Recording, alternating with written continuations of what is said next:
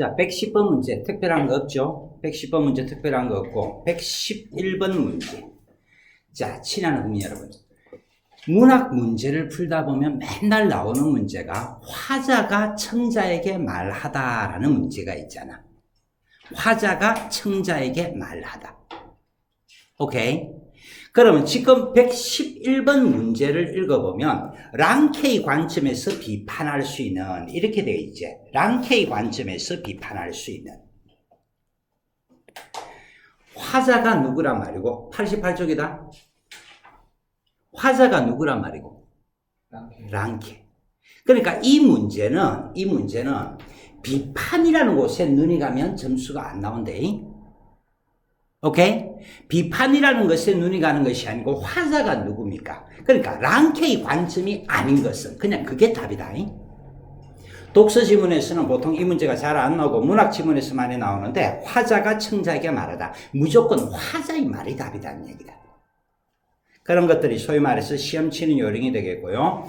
112번 문제, 그저 그렇네요.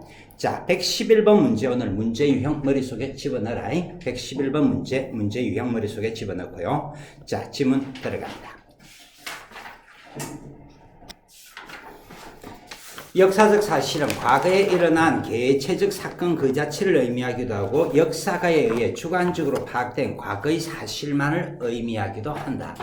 역사가의 연구 태도는 이러한 역사적 사실에 대한 두 가지의 개념 중 무엇을 강조하느냐에 따라 달라진다. 친하는 국민 여러분, 개무식한 것들은 열심히 글을 읽는다. 개무식한 것들은 열심히 글을 읽고 점수가 안 나오고 항상 무엇을 먼저 잡아라? 화제어를 잡아라. 화제어가 여기서는 그럼 뭐니? 역사적 사실이겠나? 역사가의 연구 태도겠나? 자, 이거는 저번 시간에도 이거 이야기 했었을 건데, 지금 역사적 사실하고 역사가의 연구 태도하고 보면 화제가 한 개처럼 보이나? 두 개처럼 보이나? 두 개처럼 보이지? 선생님 얘기했잖아. A가 있고 B가 있고 C가 있고 계속해서 화제가 바뀐다 그러면 무조건 뒤쪽이 진짜 중심 화제라 그랬잖아. 대등병렬한 것들이 나올 때는 무조건 뒤쪽이 중요한 거고 큰 놈 작은 놈이 나올 때는 관계를 따져봐라 그랬지. 기억이 나나? 큰 놈 작은 놈이 나올 때는 전제 플러스 주지가 되든지 주지 플러스 예시가 되든지 그거는 따져봐야 되는 거고 비슷한 것이 나열될 때는 무조건 뒤쪽의 것이 진짜 중심화제라 그랬잖아. 기억이 나십니까? 그럼 오늘 그런 역사적 사실에 대한 얘기가 역사가의 연구 태도에 대한 얘기가. 화면 봐봐. 말뜻 오케이? 그렇다면 진짜 중심화제는 역사가의 연구 태도, 이게 중심화제가 되는 거다. 역사가의 연구 태도, 이게 중심화제가 되는 거다. 말뜻 아시겠지? 그러면 역사가의 연구 태도가 뭐 어쨌는데 두 가지 개념 중에서 무엇을 강조하느냐에 따라 그러니까 핵심어가 이 두 가지가 되는 거라. 말뜻 알겠느냐? 첫 번째 핵심어가 뭐고? 과거에 일어난 개체적 사건 그 자체가 완이라 그러면 역사가에 의해 주관적으로 파악된 과거의 사실, 이게 투가 되는 거라고. 뭔 말인지 알겠냐 모르겠냐? 쌤이 계속해서 강조하는 것 중에 하나가 2점짜리 문제하고 3점짜리 문제가 어떻게 달라진다 그러지? 2점짜리 문제는 핵심어를 가지고 말장난치는 거고 3점짜리 문제는 화제를 가지고 말장난치는 거라 그랬잖아. 되겠어? 그 다음에 쌤이 계속해서 하는 이야기가 뭐고? 화제 자체가 글의 주제라 그랬잖아. 핵심어가 글의 주제라고 하는 것은 그런 건 없다. 그러면 오늘 글은 역사 연구 태도에 대한 얘기지, 역사적 사실에 대한 얘기가 아닌 거라.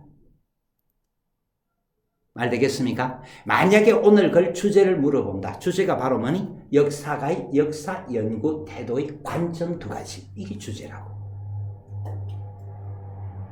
말 되나 안 되나? 넘어갑니다. 자, 그 중에서 누구의 견해를 빌려서 얘기를 하고 있지? 랑케. 그럼 랑케가 바로 뭐가 되니? 두 번째 단락의 화제인 거라. 자, 이런 것도 이해를 못하는 놈들이 있을 거다. 아예 쌤이 말로서 얘기를 해볼게. 자, 오늘은 우리 동양의 유교에 대해서 공부 좀 해볼까? 너네들 공자 알지? 이렇게 얘기가 되어지면 공자는 예시가 되는 거다.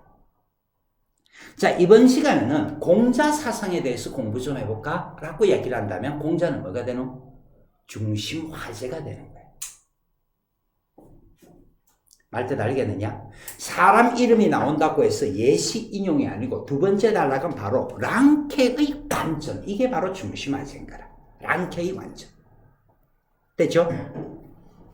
역사적 사실을 신의 손가락에 의해 만들어진 자연계의 사물과 동일시했다. 자연계의 사물과 동일시했다. 자, 이것도 여러분들 계속해서 같은 얘기다. 밑줄은 앞쪽에서부터 들어간다 그랬나? 서술부에 밑줄이 있다 그랬나? 밑줄은 항상 서술부에 밑줄이 있는 것이지 앞쪽에서부터 밑줄이 들어가는 게 아니대. 알아먹겠죠? 자, 그 다음에 그런 각 시대나 과거의 개체적 사실들은 그 자체로 완결된 고유의 가치를 지녔으며 이는 시간의 흐름을 초월해 존재한다고 믿었다. 아, 지랄 같네. 여기 보니까 뭐가 나와 있노? 지시어가 나와 있지. 지시어가 나와 있을 때는 뒤쪽이 포인트라 그랬잖아. 더 발전되는 거라 그랬잖아. 저번 시험에 2등급이었는데 이번 시험에 1등급이 되었습니다. 그때 쓰는 것이 뭐라고? 지시어. 그렇다면 여기에서 지시어가 나와 있기 때문에 이 뒤에는 반드시 밑줄이 또 어느 부분인가 들어가 주는 게 원칙이라고. 그러니까 자연계의 사물과 동일시했다가 중요한 것이 아니고 완결된 고유의 가치, 시간의 흐름을 초월. 이런 것들이 이 단락에서 중요한 거란 말이다. 말뜻 되겠습니까? 그런데 그 뒤에 보니까 오늘은 또 계속 지랄 같네. 또다시 뭐가 나오노? 접속어가 나와 있다, 그지? 또다시 접속어가 나와 있다, 그지? 인과관계의 접속어니까 뒤쪽에서 뭔가 또 중요한 것이 있을 건데, 마음대로 해석하는 것은 신성한 역사를 오염시키는 것이라고 여기고, 과거의 역사적 사실을 있는 그대로 기술하는 것이 역사가의 목. 여러분, 이걸 전체의 중심 화제가 뭐였니? 첫 번째 단락에서 화제가 제시되고 있었지? 첫 번째 단락에서 무엇에 대한 얘기였니? 역사가의 역사 연구 태도에 대한 얘기였잖아. 내가 계속해서 같은 말 반복이다. 핵심은 기억을 못하니까 밑줄을 꺼놨는 거고 내가 기억을 해야 될 것은 뭐라 그랬니? 화제어를 자꾸 기억을 하더라 그랬잖아. 오늘 그런 역사가 연구 태도라고 한다 그러면 여기서 뭐라 그랬습니까? 과거의 역사적 사실을 있는 그대로 기술하는 것. 이것이 바로 역사가의 올바른 연구 태도라는 얘기잖아. 말 됐나 안 됐나? 그래서 역사가의 역사 연구 태도 다시 화면 한번 더 봐보자. 태도가 오늘 그래 진짜 중심 화제잖아. 그러니까 여러분들 뒤쪽에서 고증과 확인을 통해 그 다음에 뭐라고? 왜곡하지 말아야 한다. 이런 것들이 역사가의 연구 태도가 될까 이거. 자꾸 똑같은 얘기인데 공부 못하는 새끼들은 그냥 열심히 하려고 그러는데 근데 나는 너가 보고 열심히 해라 소리를 안 하잖아. 열심히 해라 할 것 같으면 자꾸 숙제 같은 것도 내주고 할 거지. 근데 숙제 같은 것도 나는 따로 안 내주잖아. 열심히 할 필요 없어 그거. 머릿속에 고정관념만 만들어 나가라. 화제의 중심으로 보면 된다라는 그 말만 익혀두시면 되는 거라고. 알아먹겠습니까? 이에 반해 세모. 이거는 우리 4월 모의고사 풀면서도 이거 나왔던 거대. 역접이가 대조니까 랑케도 중요하고 드로이젠도 중요하고 둘 다가 중요한 거다. 만약에 역접이라면 랑케는 화이트로 지우면 되는 거라고. 대조기 때문에 랑케도 알아야 되고 드로이젠도 알아야 되는 거라. 그럼 드로이젠은 또 뭐 어쨌는데? 여러분들 항상 밑줄은 서술부 중심이라 그랬지?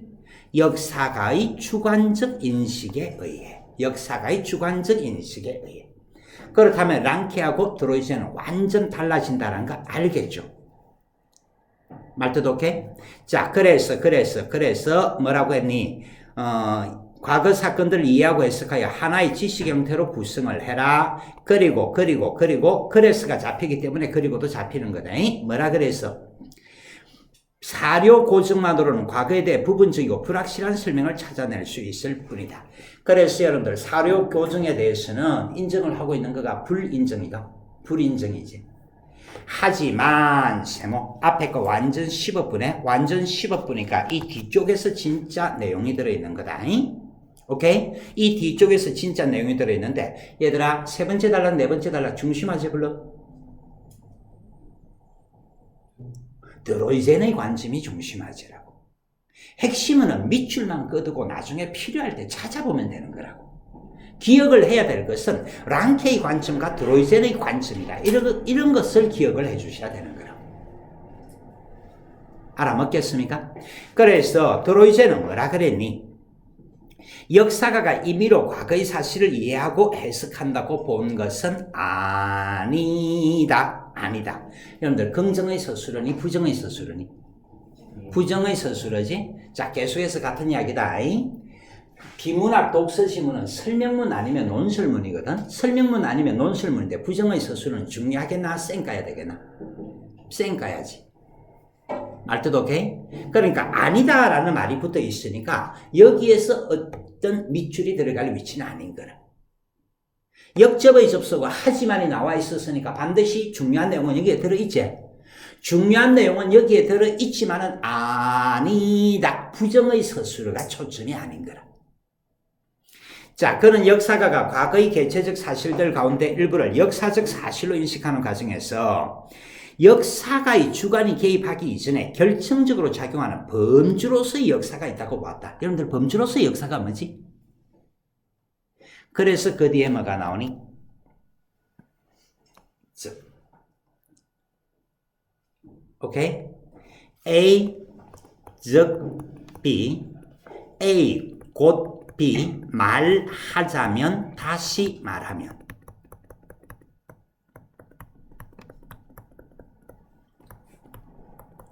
이런 것들이 전부 다 무슨 관계라 그랬지? 동격 관계라는 얘기다. 이런 것들이 전부가 동격 관계라는 얘기다. 꼬르꼬르 이꼬르 한 거다. 알아먹겠습니까? 그러니까 여러분들 범주로서의 역사라는 말을 우리가 아나 모르나?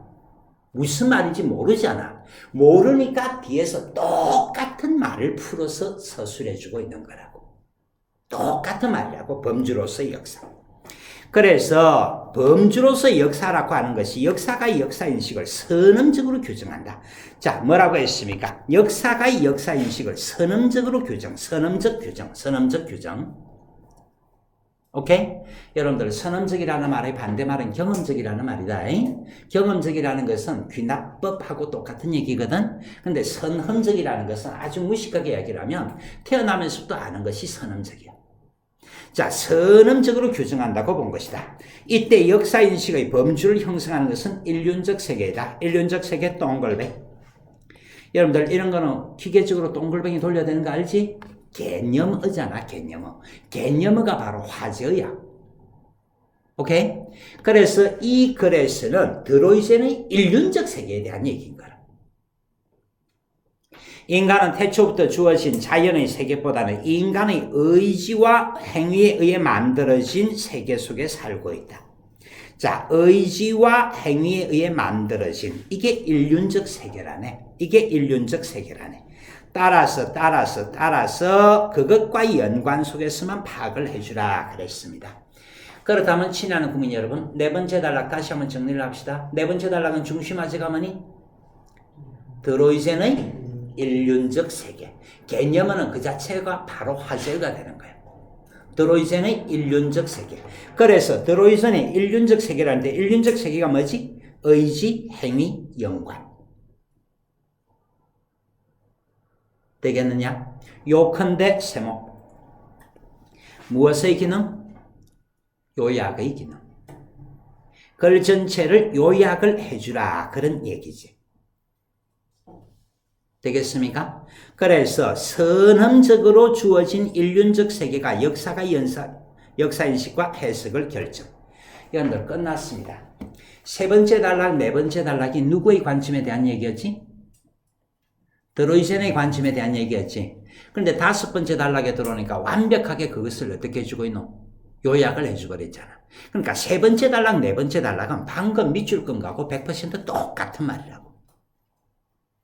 따라서 마지막 단락에서 뭐가 또 따라서가 나오네요. 뭐라 그랬습니까? 주관주의적 역사인식론은 상대주의는 아니었다. 그런 얘기네. 응? 주관적 역사인식론은 상대주의는 아니었다. 그런 얘기네.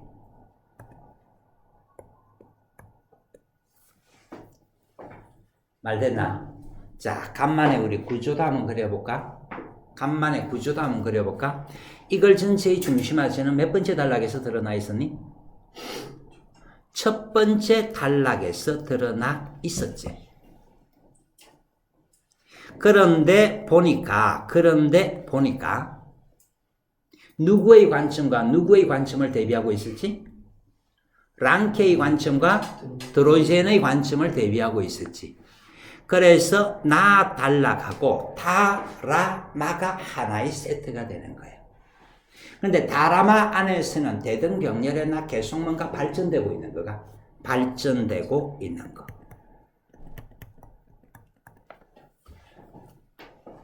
자, 선생님이 왜 구조도를 그려주었습니까? 여러분들 이걸 주제가 뭘까? 이렇게 물어볼게. 제일 마지막 단락에 접속어가 뭐가 나왔었지? 요컨대 요약을 해라 그랬지. 질문. 가 단락이 주제 단락이가 마 단락이 주제 단락이가. 자, 답은 둘 중에 하나. 가가 주제 단락이가 마가 주제 단락이가. 이 새끼가 내보고 욕했나 지금? 니는 콕콕 찔러보면 안 된다. 가가 주제 단락이가 마가 주제 단락이가. 답은 둘 중에 하나.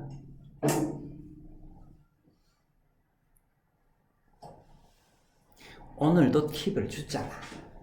대조가 나오느냐 역접이 나오느냐. 오늘 대조였나 역접이었나?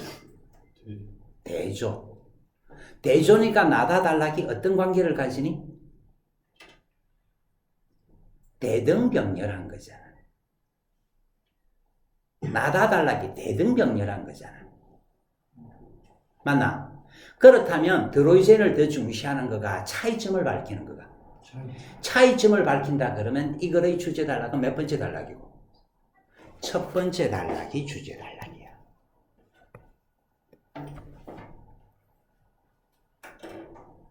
첫 번째 단락이 주제 단락. 그래서 주지가 나오고 주지 플러스 나다 단락에서 구체화를 시키고 있는 거라고.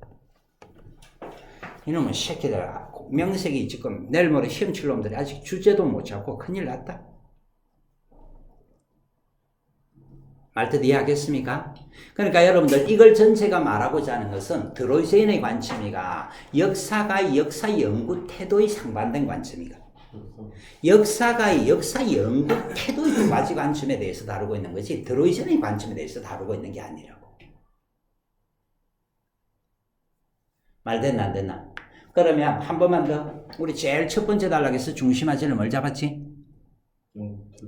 그런데 마지막 끝에 와서도 결국 그의 주제가 뭐니? 그게 주제라는 거 알겠습니까? 지금 여러분들이 공통적으로 지금 다 새 만난 지가 얼마 안 돼가 아직도 이런 수들이 익숙이 안 돼 있는 놈들이 있을 거다. 공통적으로 지금 여기 새 만난 것이 상대적으로 지금 굉장히 늦은 놈들만 지금 앉아있다. 오늘 앉아있는 놈들은.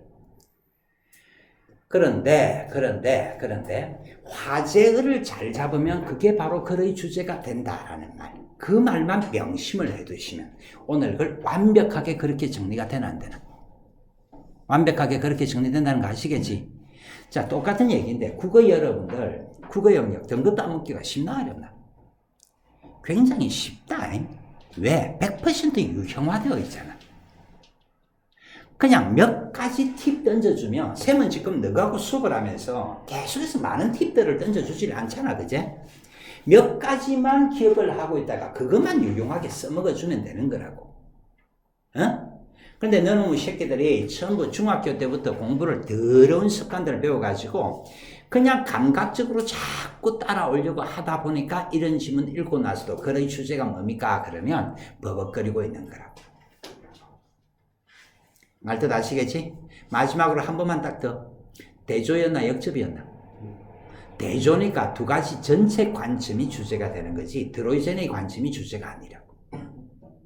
만약에 역접이었다 그러면 드로이젠의 관점이 오늘날의 주제인 거라. 이해됐고 안 됐고?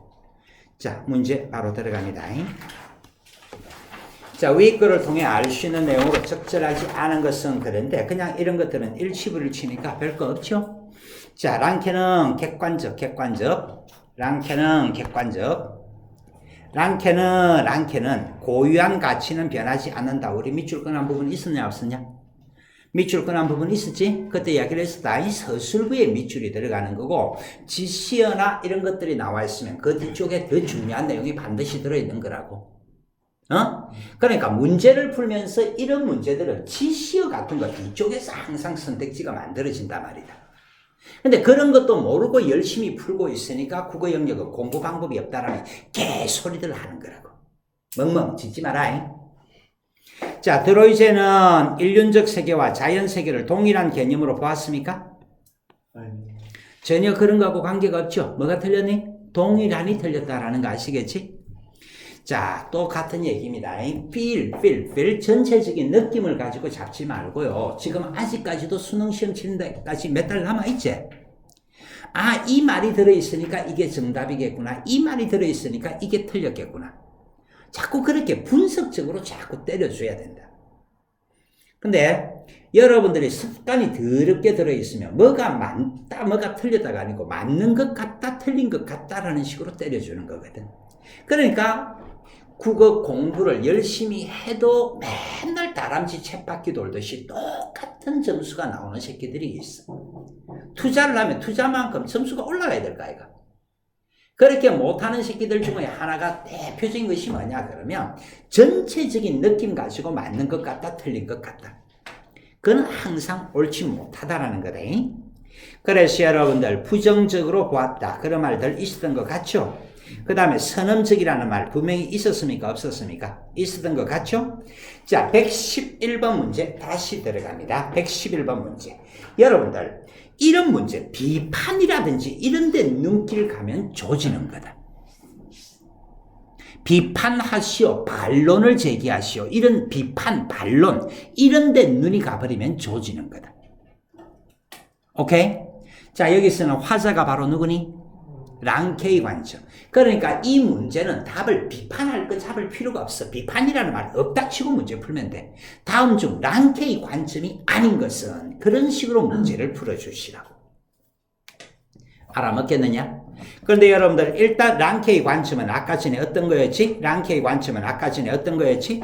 자, 여러분들 빨간색으로 밑줄 꺼낸 거 봐보니까 고증과 확인, 고증하고 확인하고 그 다음에 무엇을 절대 하면 안 된다? 왜곡하면 안 된다. 이 관점에 어긋난 것은 그게 그냥 111번 문제 답이라고.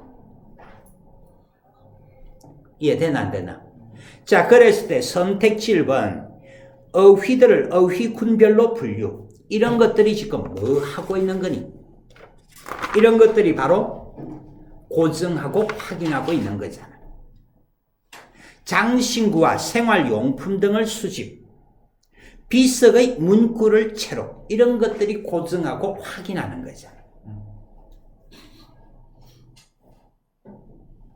말 되냐 안 되냐? 그런데 일시 편입시킨 영토에 대해서 선별하였다. 이건 여러분들 일시적인 것에 대해서 선별하였다. 우리가 밑줄 끈 게 크게 두 가지였잖아. 고증, 확인, 그 다음에 하나가 뭐였지? 왜곡하지 말자. 일시적으로 편입시킨 것을 어쩌고 저쩌고 이게 바로 뭐 하는 거니? 왜곡하는 거. 111번에 정답이 몇 번이고? 4번. 말 되겠습니까? 자, 아직도 이해가 잘 안 되는 놈들이 있다면 여러분들 두 번째 단락 한 번 더 봐봅시다. 두 번째 단락 한 번 더 봐봅시다. 지시어가 나왔고 접속어가 나왔었지. 지시어가 뭐였니? 접속어가 뭐였니? 그래서 그는 하는 뒤쪽에서 발전시켰다가 그래서 뒤에서 마무리를 하고 있는 거잖아. 말뜻 이해 되겠냐 안 되겠냐? 말뜻 이해를 하시겠냐? 자, 112번 문제 들어갑니다. 신사학파가 뭐라 그랬냐? 신사학파는 뭐라 그랬냐? 자, 변화 그 자체. 자기 시대의 관점에 따라 과거 사실들을 해명. 그래서 역사가 현재 인식이라고 보았다 그랬지. 되나? 근데 이런 문제도요, 느낌 가지고 풀어야 되나? 깔끔하게 풀어야 되나? 깔끔하게 정답을 확인해야지. 느낌 가지고 풀어주는 게 아니래. 드로이젠의 관점은 다단락, 라단락, 마단락, 세 단락에 걸쳐서 나왔었지. 말뜻 이야기했어? 근데 마지막 단락에서 뭐가 나왔으니? 요컨대. 그렇다면 드로이젠의 관점은 마지막 단락에 밑줄 그남. 그게 드로이젠의 관점이야. 아시겠지? 그런데 맨 마지막 문장에 이상한 거 하나가 또 나와 있었지. 드로이젠의 관점은 결코 무엇은 아니다? 상대주의적 관점은 아니다. 전혀 필요 없는 말이 나와 있었잖아. 전혀 필요 없는 말이 나와 있을 때는 항상 정답과 관계가 될 수가 있는 거다. 그것보다도 더 중요한 거는 독서 지문은 1500자다. 독서 지문은 1500자다. 1500자인데 1500자 중에서도 맨 마지막 문장에서 항상 의라든지 이런 것들을 밝혀두고 있기 때문에 맨 마지막 문장은 습관적으로 꼼꼼하게 읽어주셔야 돼. 맨 마지막 문장은 습관적으로 꼼꼼하게 읽어주셔야 돼. 요약이 들어있든지 의가 들어있든지 그런 게 대부분이거든. 글 전체 요약 아니면 이 글에서 다루고자 하는 의의 그런 게 맨 마지막 문장에서 들어있기 때문에 맨 마지막 문장은 기계적으로 꼼꼼하게 읽어주라. 그 말만 기억을 하셔도 112번 문제는 보너스 문제가 되겠죠. 답은 몇 번입니까? 2번. 상대주의적인 관점. 누구는? 신사학파는. 잡아줄 수 있겠나 없겠나? 충분히 잡아줄 수 있지?